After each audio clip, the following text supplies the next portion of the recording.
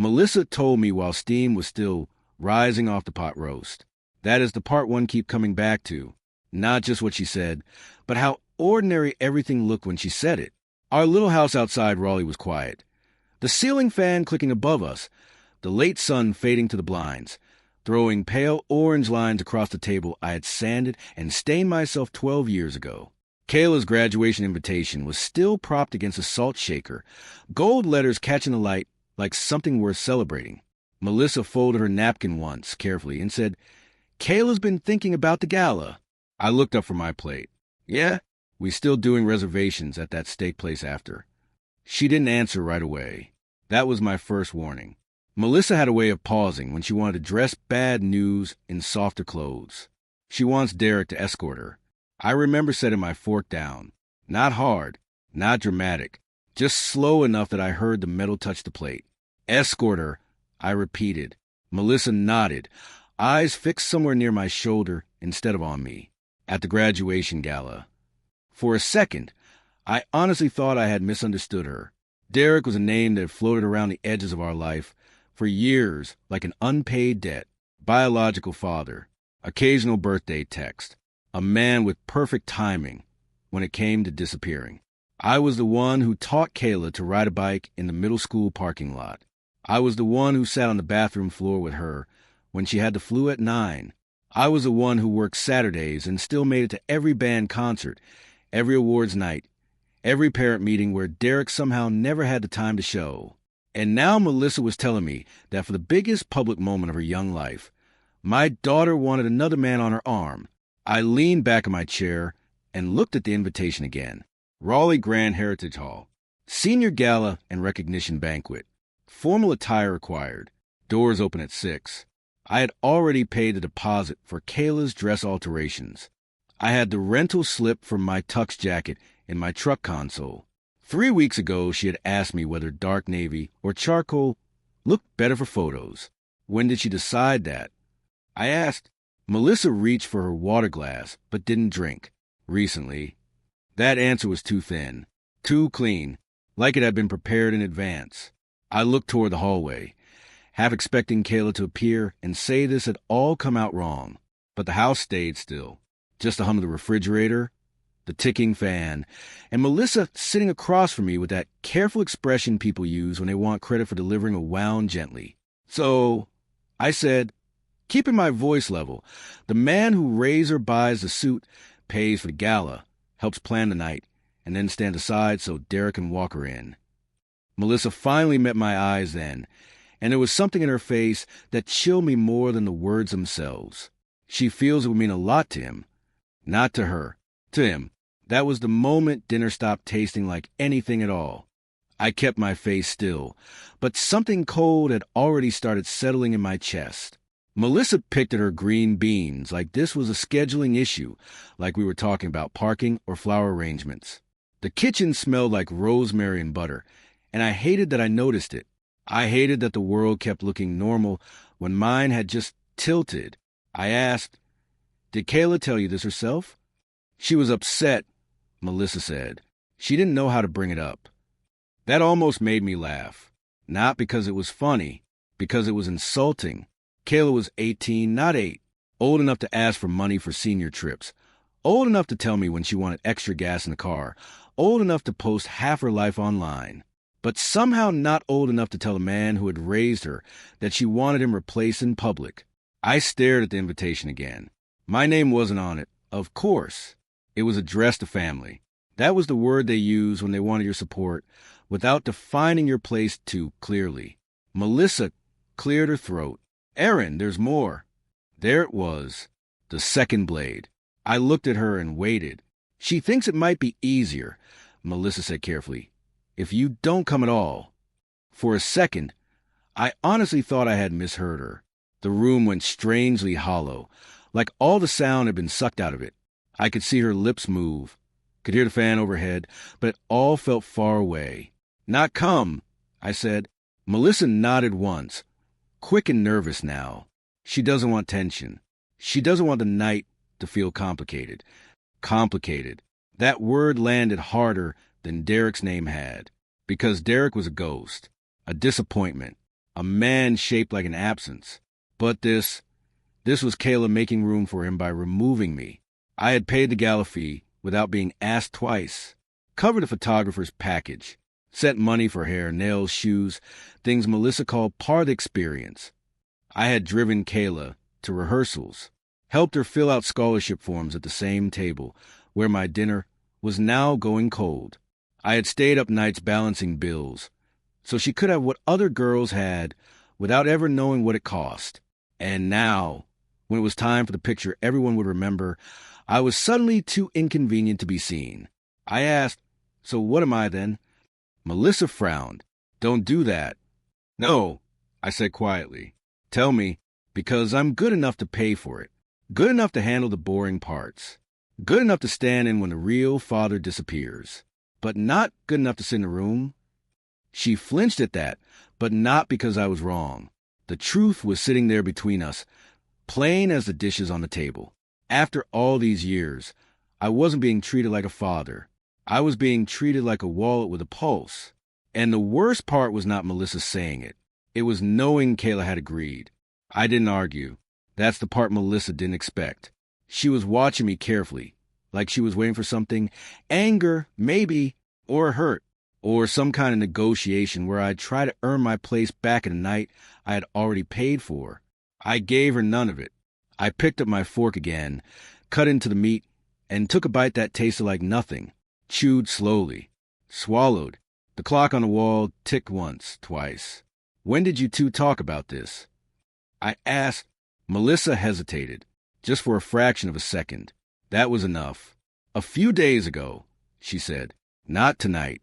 Not something emotional that came out of nowhere. Not a last-minute decision. This had been discussed, considered, agreed on, without me." I nodded once, like I understood something simple. Because suddenly I did. This wasn't a misunderstanding. This wasn't Kayla being overwhelmed or confused or caught between two people. This was a choice.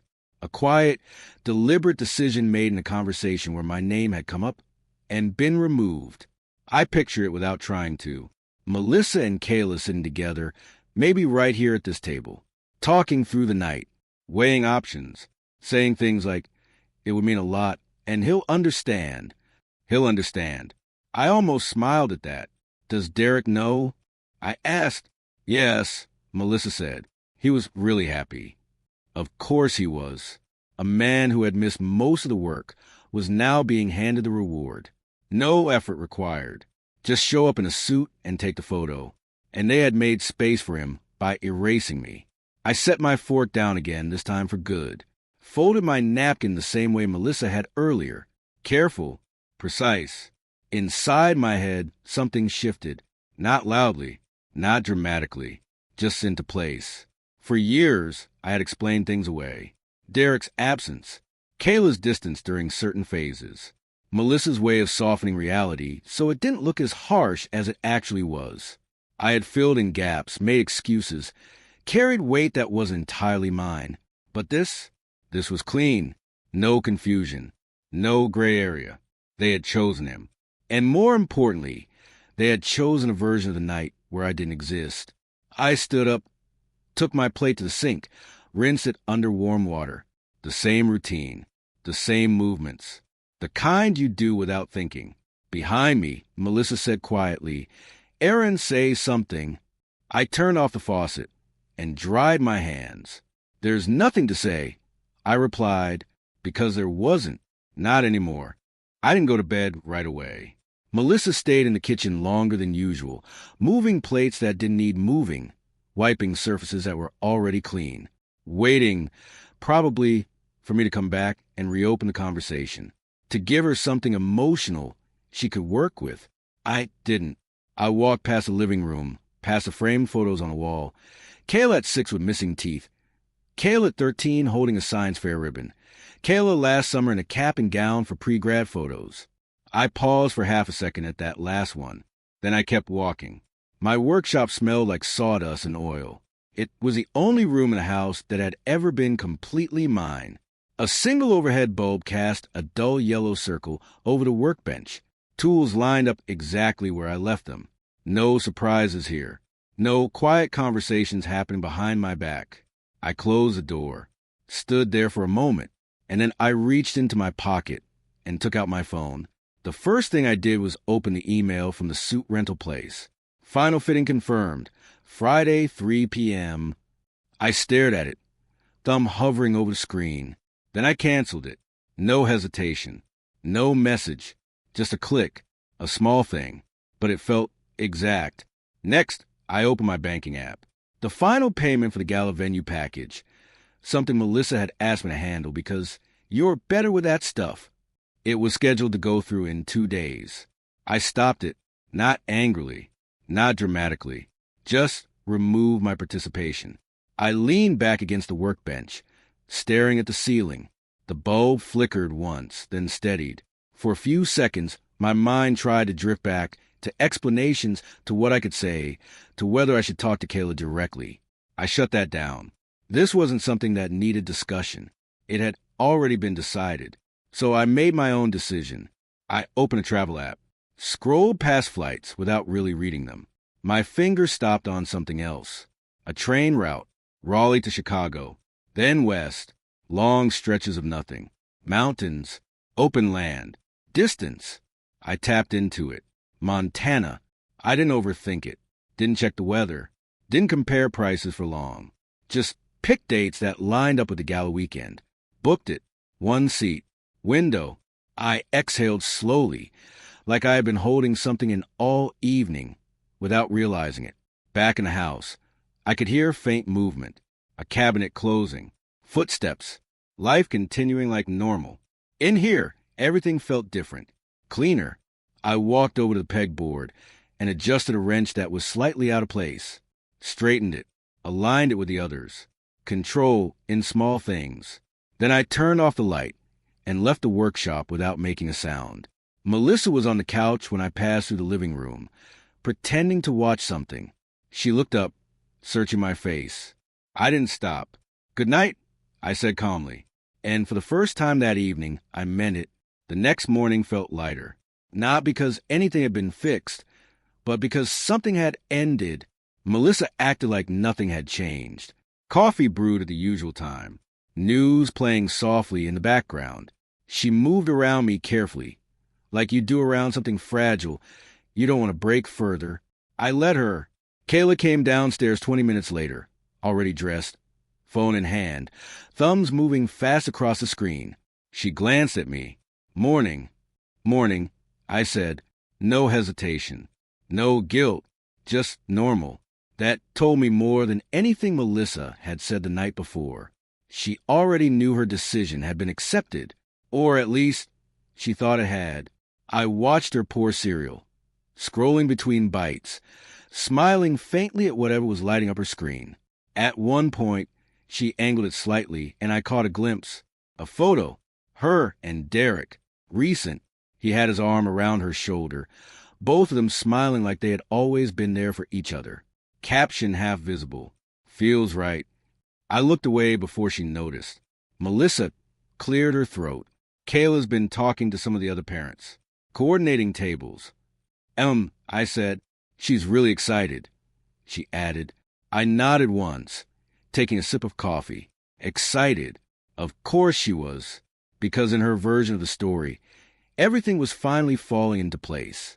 The real father stepping in, the moment becoming complete, clean, presentable, no complications, no awkward explanations, no man in the background who didn't quite fit the picture.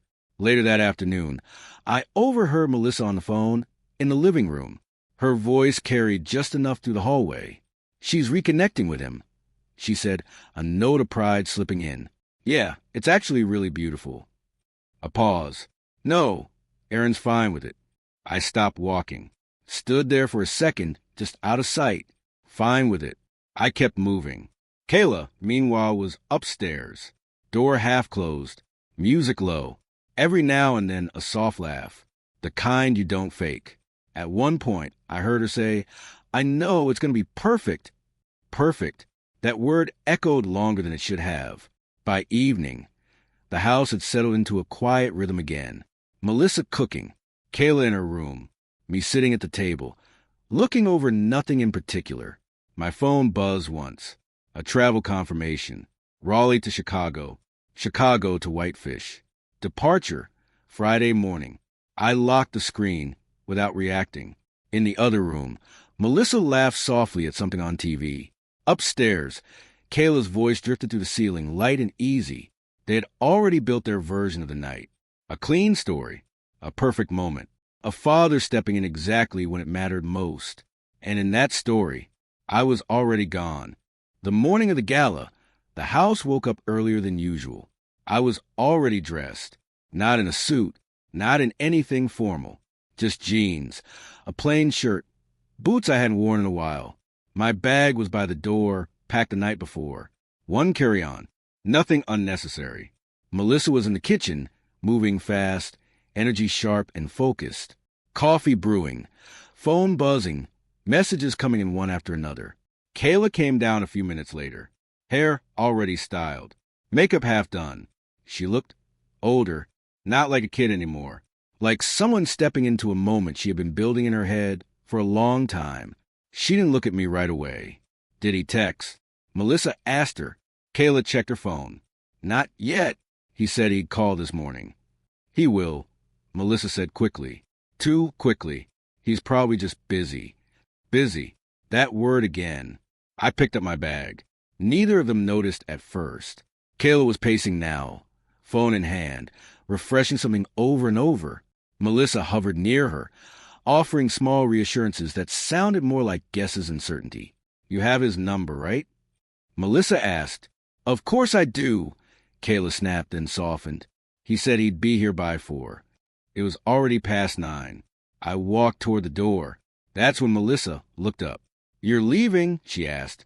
Yes. For work? No. She frowned, confused, but not enough to ask the right question. Kayla's phone buzzed. Both of them froze.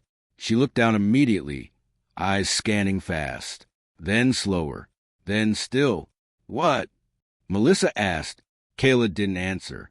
Kayla, she swallowed. It's not him. Silence stretched across the room. Melissa stepped closer. Call him. I did, Kayla said quietly.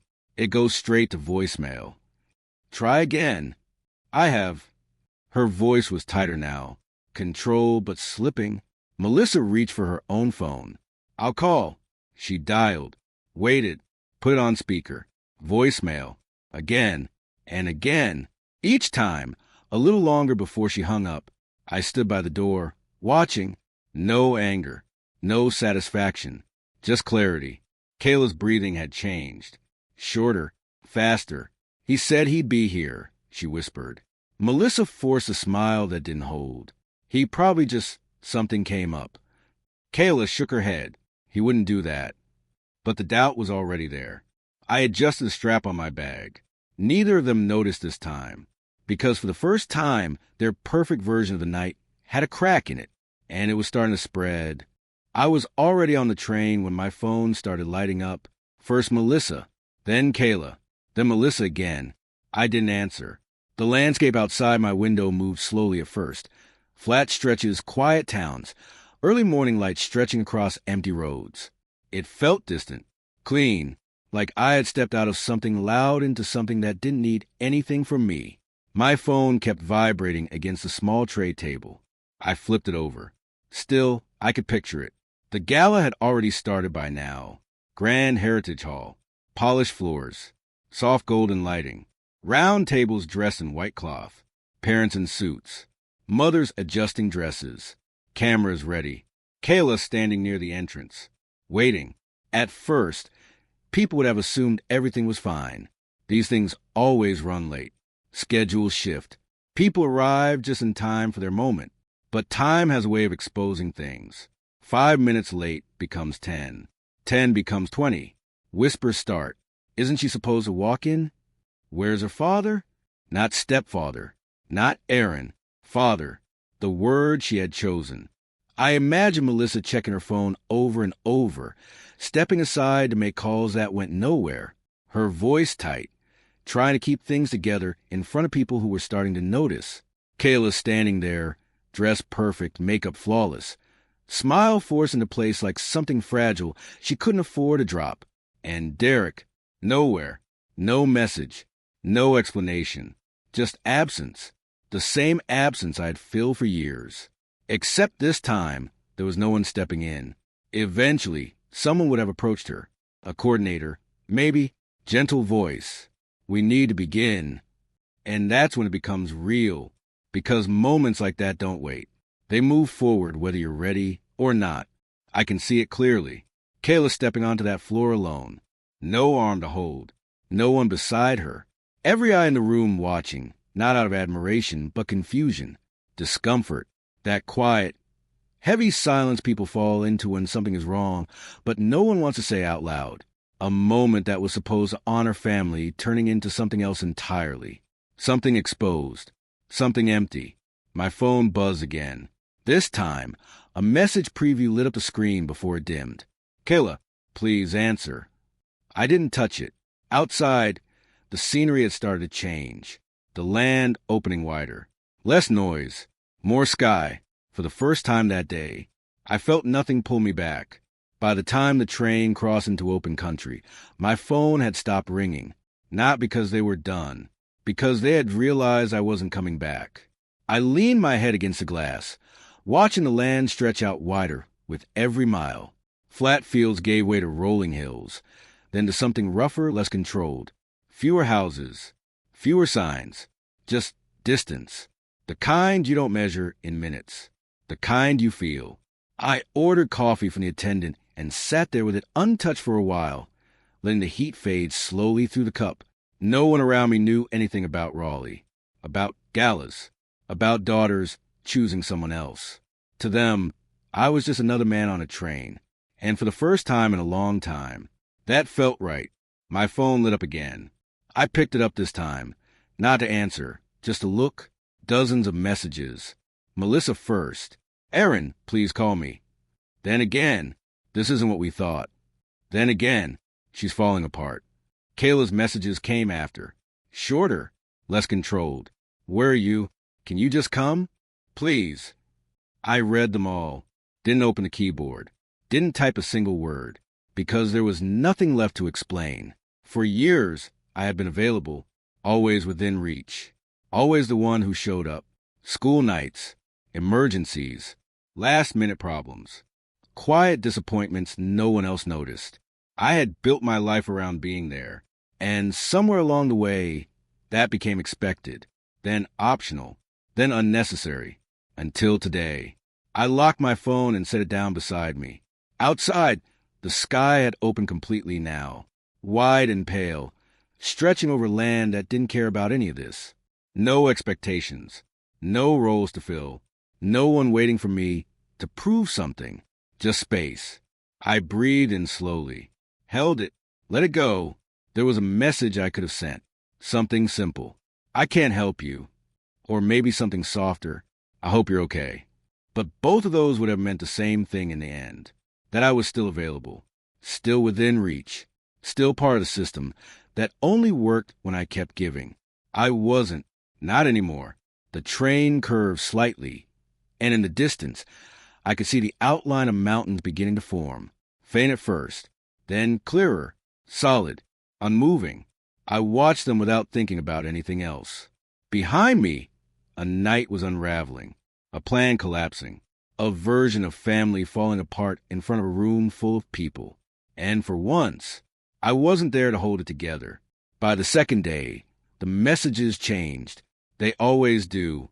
The first wave is panic, noise, urgency. People trying to fix something in real time, still believing it can be undone if they just say the right words fast enough. But when that doesn't work, when silence stretches longer than expected, the tone shifts. Melissa's messages became longer, slower, more careful. Aaron, we made a mistake. Not I made a mistake. We. As if I had been part of that decision. As if I had been sitting at that table. When they decided I didn't belong in the room. Another message followed. You were always there for her. I read that one twice. Always. Past tense would have been more honest. Kayla's messages came in between. Short at first. I'm sorry. Then longer. I didn't think he wouldn't show. That line sat there for a while. Not I'm sorry for what I did to you. Not I understand what I chose. Just disappointment that Derek had failed to perform the role she had assigned him. Hours later, another message. You would have come. That one was different. Not a question. A realization. I could almost see the moment it hit her. Standing there alone. Lights too bright. People watching. Silence filling the space where something meaningful was supposed to happen. And in that silence, she remembered who had always been there. Not the man who promised. The man who showed up. Message after message followed. From both of them.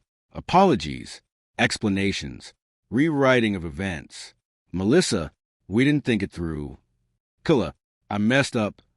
Melissa again. You didn't deserve that. Kayla again. Can we talk when you're back? I sat in a small diner somewhere between stretches of road that didn't even have names I recognized. Coffee in front of me. A plate of eggs I hadn't touched. My phone lay on the table. Screen lighting up. Then going dark. Again. And again. I didn't feel anger. That part had already passed. What I felt was something quieter. Clearer.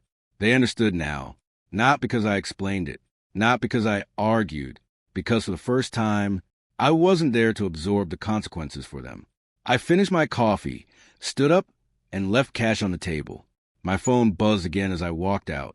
Kayla, I should have chosen you. I stopped for a second outside the door. Cold air, empty road, no noise except the wind. Then I put the phone back in my pocket and kept walking. I came back 2 weeks later. Same house, same street, same mailbox with the numbers slightly crooked because I never got around to fixing it. Nothing had changed. And everything had. The grass had grown a little uneven. A package sat by the door, unopened. Curtains half drawn like someone inside wasn't sure whether they wanted light or not. I didn't go in. I had already arranged for the rest of my things to be picked up while I was gone. Tools from the workshop. Documents. A few boxes of clothes. What was left inside wasn't mine anymore. Melissa stepped out when she saw me. She looked smaller. Not physically. Just less certain. The way people look when the version of reality they were holding on to doesn't exist anymore. Erin, she said. I nodded once. She walked closer, stopping a few feet away like there was an invisible line she didn't know if she was allowed to cross. We didn't understand what we were doing, she said. Kayla, she's been... I know, I said calmly, because I did. Not from them. From the silence that came after the messages stopped. Kayla appeared in the doorway behind her. No makeup, hair pulled back. No phone in her hand this time. Just her. She didn't come closer. Hi, she said quietly. Hi. There was a long pause. The kind that used to feel uncomfortable. Now it just felt accurate. I'm sorry, she said. I believed her. That was the difference. Before, apologies would have come with explanations, justifications, a need for things to go back to the way they were. This one didn't. It just sat there. Real. Too late. I nodded once. I know. Melissa took a step forward. Can we talk? Just sit down, figure out. No, I said. Not harsh. Not emotional. Just clear. Because there was nothing left to figure out. They had already made their decision. And I had made mine. I adjusted the strap on my bag. Same one I had carried out that morning. I hope things work out, I said. And I meant that too, just not with me in it. Kayla's eyes filled, but she didn't cry. She just stood there, holding the weight of something she couldn't undo. For a second, I looked at her, really looked, not as the kid I raised, not as the daughter who chose someone else, just as a person who had made a decision and now understood it. Then I gave a small nod, turned, and started walking. I didn't look back, because I didn't need to. By the time the story spread through neighbors, relatives, quiet conversations at work, it didn't sound dramatic. No shouting, no scenes, just a man who stepped out of a place where he was no longer wanted. People took my side, not because I told them to, because the truth was simple enough on its own. Weeks later, I saw Melissa again, by accident. Parking lot, late afternoon. She hesitated like she might say something. I didn't stop, just gave her a calm nod as I passed. and kept walking. That was a real ending. Not revenge, not punishment, just distance. Clean, quiet, permanent,